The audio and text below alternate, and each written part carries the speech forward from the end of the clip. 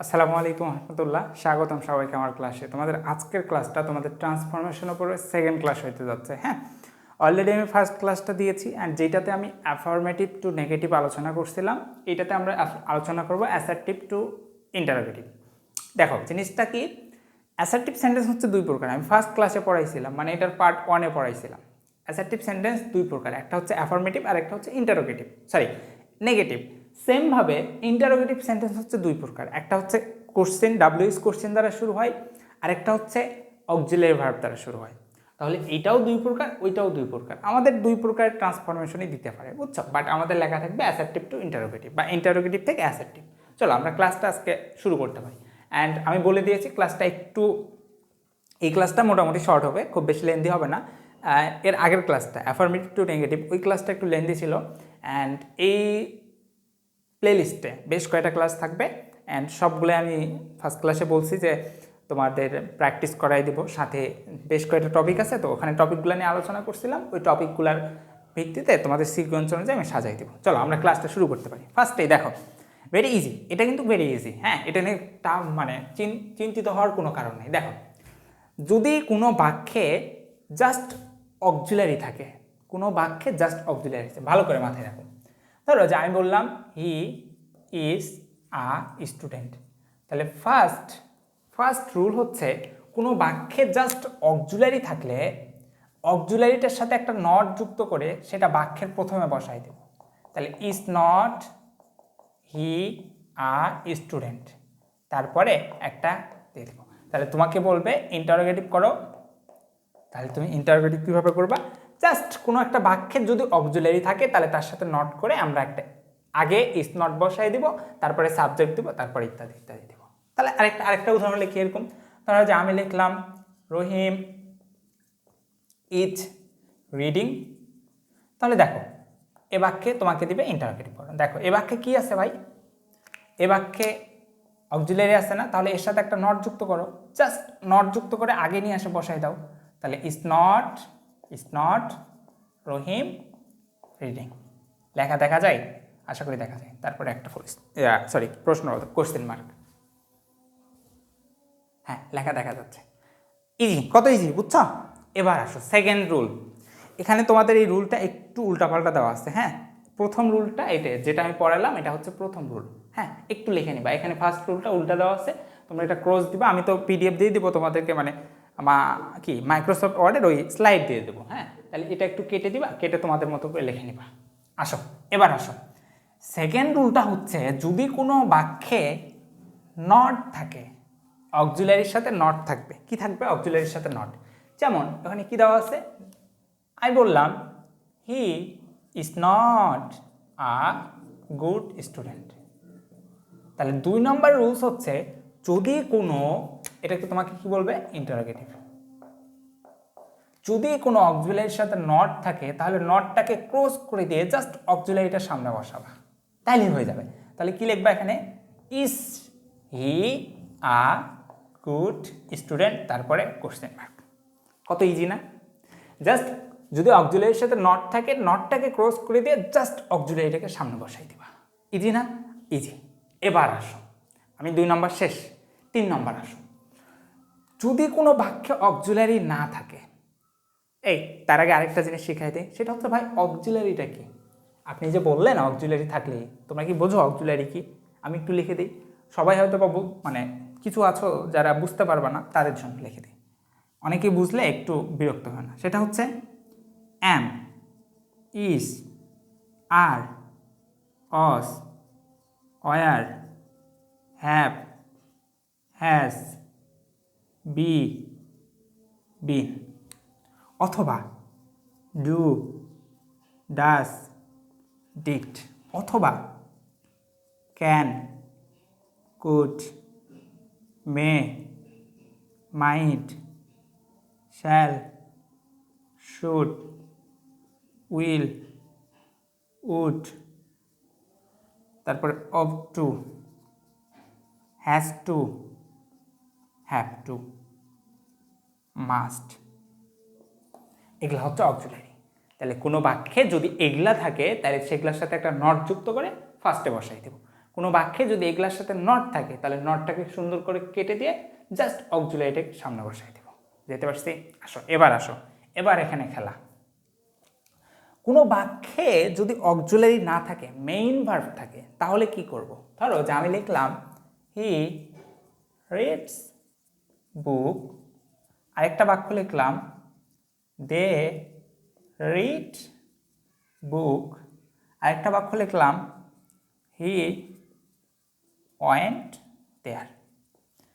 এখন এগুলাতে তো অক্সিলারি নাই, আছে কি? অক্সিলারি নাই। তাহলে প্রশ্ন হচ্ছে ভাই এগুলাকে কিভাবে ইন্টারোগেটিভ করব? ইন্টারোগেটিভ করো, ইন্টারোগেটিভ করো। কিভাবে করবে? দেখো, ভেরি ইজি। যদি বাক্যে অক্সিলারি না থাকে তাহলে মেইন ভার্ব অনুযায়ী আমরা একটা অক্সিলারির সাথে নট নিব। কিভাবে? দেখো, এখানে যদি বাক্যের সাথে ভার্বের সাথে প্লাস এস কিংবা ইএস অথবা আইএস থাকে তাহলে আমরা নিব ডাস নট প্লাস ভি1। যদি ভি2 থাকে তাহলে নিব ডিড নট প্লাস ভি1। এগুলো আমি লিখে দিছিলাম নয় ফার্স্ট ক্লাসে।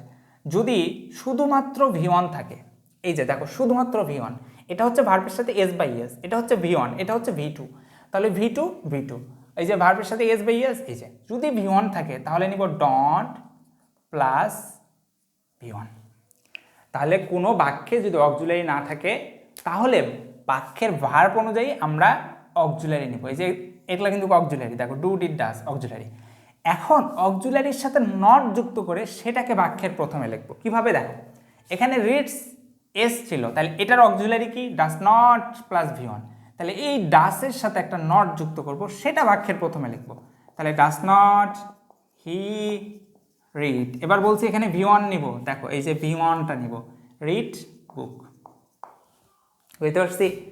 যদি বাক্যে শুধু ভি1 থাকে তাহলে ডিড নট নিব, তার সাথে ভি1 নিব এবং এই ডিড নটটাকে বাক্যের প্রথমে বসাই দিব। কিভাবে? দেখো, did not they read book. বুঝছো? যদি বাক্যে ভি2 থাকে, কোনো অক্সিলারি না থাকে, ভি2 থাকে, সরি, এটা ডিড নট কেন নিব? এখানে তো ডন্ট নিব, ডন্ট কেন? এই যে দেখো ভি1 আছে, ডন্ট প্লাস ভি1, এই যে এখানে ভি1। বাক্যে যদি ভি2 থাকে তাহলে আমরা ডিড নট নিব। কি নিব? ডিড নট, এবং এই ডিড নটটাকে সামনে বসাই দেব। তাহলে ডিড নট হি। এবার এই ভি2টার আমরা ভি1 নিব, তাহলে ভি2 এর ভি1 নিব। কি নিব? ভি1। তাহলে এটার ভি1 হচ্ছে গো দেয়ার। এখন সুন্দর করে একটা কোশ্চেন মার্ক দিয়ে দেবো। যদি কোশ্চেন মার্ক না দাও তুমি নাম্বার পাবা না, সোজা সাপটা কথা। বুঝছো? তাহলে বুঝছো জিনিসটা? এবার প্রশ্ন হচ্ছে ভাই ধরো যে ফার্স্টেরটা দেওয়া থাকলো না, এই যে এটা দিয়ে রাখবে, দিয়ে তোমাকে বলবে মেক ইট অ্যাসার্টিভ। দেখো এখানে কথাটা হচ্ছে অ্যাসার্টিভ, বাট আগের ক্লাসে আমরা পড়ছিলাম অ্যাফার্মেটিভ, বাট এখানে কথাটা হচ্ছে অ্যাসার্টিভ। একটু সাবধানে। এবার কি করবা? আমরা জানি ডিড নট প্লাস ভি1 যদি থাকে, ডিড নট প্লাস ভি1 যদি থাকে তার পরিবর্তে ভি2 বসে। কি বসে? ভি2 বসে। তাইলে এই ভি2টা বসবে এক্স্যাক্ট ভি1 এর জায়গা, তাহলে এই ভি1 এর জায়গাতে ভি2 বসাই দাও। তারপরে তুমি এই ডিড নটটাকে কেটে দাও, তারপরে যা আছে যেভাবে আছে সেভাবে, হি ওয়েন্ট দেয়ার। ইজি না? সরি, এখানে কোশ্চেন মার্ক, এখানে ফুল স্টপ। বলো ইজি না কঠিন? আশা করি বুঝাইতে পারছি, এবার আসো 4 নম্বর। 4 নম্বরটা মজার।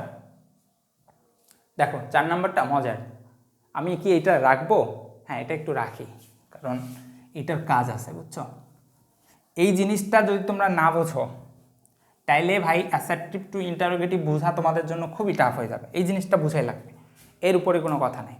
দেখো 4 নম্বরটা কি বলছে? যদি নোবডি, নো ওয়ান অথবা নান বাক্যের সাবজেক্ট হিসাবে থাকে, কি হিসাবে থাকবে?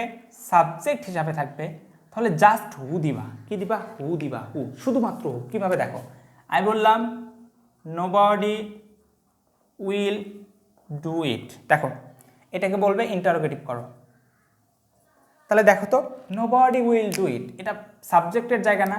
তাহলে যেহেতু সাবজেক্টের স্থানে আছে জাস্ট হু দিবা, হু দিয়ে উইল ডু ইট যেভাবে আছে সেভাবে দিয়ে একটা কোশ্চেন মার্ক। বুঝাইতে পারছি? এবার প্রশ্ন হচ্ছে ভাই আমাকে যদি এইটা দিয়ে বলে এইটাকে অ্যাসার্টিভ করো, তখন কিভাবে করব? Very easy. দেখো আমরা জানি হু থাকলে হয় নোবডি, তাহলে জাস্ট হু এর জায়গাতে নোবডি দিব। তারপর যেভাবে আছে সেভাবে ফুল স্টপ দেব। এটা কঠিন? Is it tough? Is it hard? মানে ইজ ইট ক্রিটিক্যাল? কঠিন? বলো কঠিন না। তাহলে আসো, এবার খেলা হচ্ছে এই নোবডি যদি বাক্যের সাবজেক্ট হিসাবে না থাকে, অন্য কিছু হিসাবে থাকতে পারে, তাহলে কি করব? তাহলে আমরা একটা নোবডির জন্য নিব অ্যানিবডি, নো ওয়ানের জন্য নিব অ্যানিওয়ান, নানের জন্য নিব অল। নেওয়ার পরে আমরা একটা অক্সিলারিকে সামনে আনবো। কি আনবো? অক্সিলারিকে সামনে আনবো। কিভাবে দেখো, চলো আমি উদাহরণটা লিখি। আমি লিখলাম I know nobody here, nobody here. এবার দেখো, এখানে কি নোবডি বাক্যের সাবজেক্টের জায়গাতে আছে? না। তাহলে আমরা বলছি নোবডির জন্য নিব অ্যানিবডি, নো ওয়ান থাকলে নিব অ্যানিওয়ান, নান থাকলে নিব অল। তাই তো? নান থাকলে, হ্যাঁ নান থাকলে অল। এখানে এখানে কি দিছে? এখানে এনিথিং দিছে কেন? এনিথিংটা হবে না, এনিথিংটা কেটে দিও তো, নানের জায়গাতে দিবা অল। এনিথিংয়ের জিনিস পরে আছে, এটা একটু মিস্টেক হয়ে গেছে, সাজাইতে হবে সুন্দর করে। আচ্ছা, তাহলে কি বলছে? এই জিনিসগুলো চেঞ্জ করে দিব, সাথে অক্সিলারিটা সামনে আনবো। এবার আমাকে বলো, এ বাক্যের অক্সিলারি কি? অক্সিলারি আছে? নাই। তাহলে আমি কি পড়াইছি? যদি ভি1 থাকে, এর অক্সিলারি কি? ডু। দেখো, ডন্ট কিন্তু হচ্ছে অক্সিলারির সাথে নট, ভি1 এর অক্সিলারি হচ্ছে ডু, এর সাথে নট যুক্ত করলে সেটা ডু এর সাথে নট হচ্ছে, কিন্তু রিয়েল অক্সিলারি হচ্ছে জাস্ট ডু। ভি2 এর অক্সিলারি হচ্ছে শুধু ডিড, ভি এর সাথে এস বাই এস এর অক্সিলারি হচ্ছে শুধু ডাস, কিন্তু যখন এগুলোর সাথে নট যুক্ত করব তখন তো নট যুক্ত করব। বাট আমি যদি শুধু তোমাকে বলি যে ভি1, এখানে ভি1 আছে, এর অক্সিলারি কি? তুমি বলবা ডু। কি বলবা? ডু। তাহলে এখানে যেহেতু কোনো অক্সিলারি নাই, তাহলে এটার অক্সিলারি হচ্ছে ডু, তাহলে এই ডুটাকে আমি সামনে বসাই দেব। তারপরে জাস্ট এই নোবডির জায়গাতে দিয়ে দেবো অ্যানিবডি। কি দিব? অ্যানিবডি। তারপরে আগে পিছে যা আছে তাই। আই নো নোবডি হেয়ার দিয়ে একটা প্রশ্ন করো। বুঝতে পারছি? চলো আরেকটা উদাহরণ দিই। ধরো যে আমি উদাহরণ দিলাম হি দাঁড়াও, কি লিখতে পারি? হি is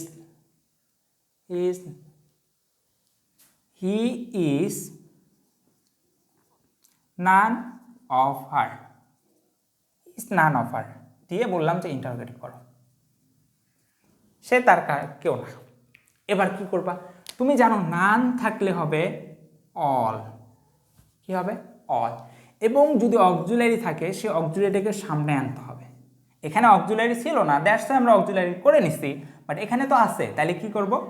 is he all of her দিয়ে একটা কোশ্চেন মার্ক। বুঝতে পারছি? এবার প্রশ্ন হচ্ছে, ভাই বুঝলাম যে এভাবে থাকবে, কিন্তু যদি আমাকে এই উপরের বাক্যটা না দিয়ে এই বাক্যটা দেয় অ্যান্ড এখানে দিয়ে বলে অ্যাসার্টিভ করো, তখন কি করবা? ভেরি ইজি, এটা টাফ হওয়ার কি আছে? আমরা জানি do plus V1, do plus V1 এর জন্য হয় শুধুমাত্র ভি1। তাহলে ডু প্লাস ভি1 এর জন্য শুধুমাত্র ভি1টা বসাবা। অ্যান্ড আমরা জানি অ্যানিবডির জন্য হবে একটা নোবডি, তাহলে অ্যানিবডির জায়গাতে একটা নোবডি দিয়ে দিবা। তাহলে কি লিখবা? I know nobody here. Have you got the point? Have I been able to make you understand? বুঝাইতে পারছি? আশা করি বুঝাইতে পারছি। আসো চলো, ক্লাসটা লেন্দি আমি করতে যাচ্ছি না। এখন ভেরি ইজি, সেটা হচ্ছে নোবডি যদি না থাকে, এভরিবডি, এভরিওয়ান কিংবা অল থাকে। কি থাকে দেখো তো? এভরিবডি, এভরিওয়ান কিংবা অল থাকে, তাহলে কি দিবা জানো? জাস্ট একটা হু দিবা প্লাস অক্সিলারির সাথে প্লাস নট দিবা। Very easy. আমরা অ্যাফার্মেটিভ টু নেগেটিভ সেন্টেন্স অর্থাৎ ফার্স্ট ক্লাসে কি পড়ছিলাম? যদি এভরিবডি, এভরিওয়ান কিংবা অল থাকে তাহলে দেয়ার ইজ নো দিব। বাট এটা তো ভাই নেগেটিভ না, এখানে করতে বলছে ইন্টারোগেটিভ। তাহলে আমাকে কি দেওয়া লাগবে? যেমন আমি বললাম এভরিবডি ডিসলাইক হার, সবাই তাকে অপছন্দ করে। কেন জানি অপছন্দ করে। এখন কিভাবে করবা? এটাকে তোমাকে বলবে make it interrogative. Very easy. দেখো ফার্স্টে একটা হু নিয়ে নিবা, এই বডি হবে রে, কি লিখছি আমি, হু নিয়ে নাও, হু নিছ নাও। এবার অক্সিলারির সাথে নট করা লাগবে। এখানে এস বাই এস আছে না, এস বাই এস আছে, তাহলে অক্সিলারির সাথে নট কি হবে, does not plus V one, তাহলে does not plus V one dislike her দিয়ে সুন্দর করে একটা ফুল মানে প্রশ্নবোধ বুঝাইতে পারছি, আশা করি বুঝাইতে পারছি। এখন যদি এই বাক্যটা থাকে, উপরের বাক্যটা থাকে, সরি নিচের বাক্যটা থাকে, দিয়ে বলে অ্যাসার্টিভ করো, তখন কি করবা? আমরা জানি হু প্লাস নট থাকলে কি হয়, এভরিবডি হয়, তাহলে এভরিবডি দাও। সাথে আমরা কি জানি, ডাস নট প্লাস ভি ওয়ান থাকলে ভার্বের সাথে এস বাই এস হয়, তাহলে does not plus V one যদি থাকে তাহলে এই দুটার বদলে জাস্ট ভার্বের সাথে এস কিংবা ইএস হবে, তারপর হার। বুঝতে পারছি, আশা করি বুঝাইতে পারছি। আর বেশি বুঝাবো না, আমি অল্প করে বুঝাবো, একটু ঠান্ডা মাথায় অল্প করে বুঝো। এই জিনিসটা যদি তোমরা ধরতে পারো সব কিছু ধরতে পারবা, আশা করি বুঝাইতে পারছি। চলো এবার যদি নাথিং কোনো একটা বাক্যের সাবজেক্ট হিসাবে থাকে তাহলে জাস্ট ওয়ার্ড দিব, কি দিব, ওয়ার্ড। আমি বললাম নাথিং ক্যান রুইন হিম, কিছুই তাকে ধ্বংস করতে পারে না, তাহলে এই নাথিংয়ের জায়গাতে জাস্ট একটা ওয়ার্ড দিবা, কি দিবা, ওয়ার্ড দিবা। ক্লাস কি দেখা যায়? Is it? হ্যাঁ, সব কিছু ক্লিয়ার। তাহলে জাস্ট নাথিংয়ের জায়গাতে হোয়াট দিবা, বাকি যেভাবে আছে সেভাবে দিবা। এখন কথা হচ্ছে যদি নাথিং সাবজেক্টের জায়গাতে না থাকে তাহলে দুটা জিনিস শিখে নাও। আমি তোমাদের এই যে 8 নম্বর 9 নম্বর একসাথে শেখাচ্ছি, আমি 7 নম্বরটা শিখাই দিলাম, এবার 8 এবং 9 সেম জিনিস শিখাই দিই। দেখো, যদি নাথিং কিংবা নেভার বাক্যের সাবজেক্টের জায়গাতে না বসে অন্য কোনো জায়গাতে বসে তাহলে নাথিংয়ের বদলে নিবা এনিথিং, নেভারের বদলে নিবা ইভার, প্লাস অক্সিলারিকে সামনে আনবা। কিভাবে দেখো, আমি বললাম I never drink tea, I never drink tea. দেখো এখানে নেভার আছে, সাবজেক্টের জায়গাতে নাই, তাহলে নেভারের বদলে একটা ইভার নেব, নেভারের বদলে ইভার।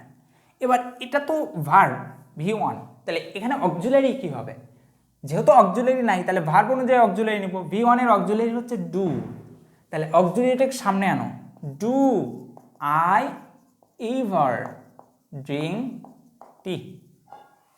Have you got the point?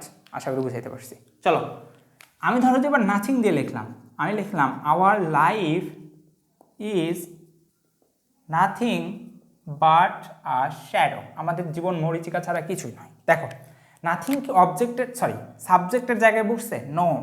তাহলে এই নাথিংয়ের জন্য একটা এনিথিং দিব, কি দিব, এনিথিং দিব, এবং অক্সিলারি ভার্বটাকে সামনে আনবো। এখানে তো অক্সিলারি ভার্ব দেওয়াই আছে, তাহলে এটাকে সামনে আনবো, তাহলে লিখবো is our life anything but a shadow. বুঝতে পারছি? এবার প্রশ্ন হচ্ছে ভাই উপরেরটা ধরো যে দিল না, এটা দিল, এটা দিয়ে তোমাকে বললো মেক ইট অ্যাসার্টিভ, কিভাবে করবা? আমরা জানি এনিথিংয়ের জন্য নাথিং বসে, আর আমরা জানি ডু প্লাস V1 এর জন্য জাস্ট V1 বসে, তাহলে এখানে তো ডু নাই, এখানে ইজ আছে, অক্সিলারি আছে। তাহলে এটাও আমরা শিখছিলাম একেবারে ফার্স্ট ক্লাসে, হয়তো বা শিখছিলাম, এই ক্লাসে কি শিখছি? আচ্ছা তোমাদের বলি, যদি অক্সিলারি থাকে, শুধু অক্সিলারি থাকে, তাহলে কি বসবে? এই অক্সিলারিটা মাঝে চলে আসবে। যদি অক্সিলারি থাকে অক্সিলারিটা মাঝে চলে আসবে, আর যদি ডু প্লাস V1 থাকে জাস্ট V1 হবে, তাহলে অক্সিলারিটা মাঝে চলে আসবে। তাহলে কি হবে? Our life is nothing but a shadow. বুঝতে পারছি? আশা করি বুঝতে পারছি।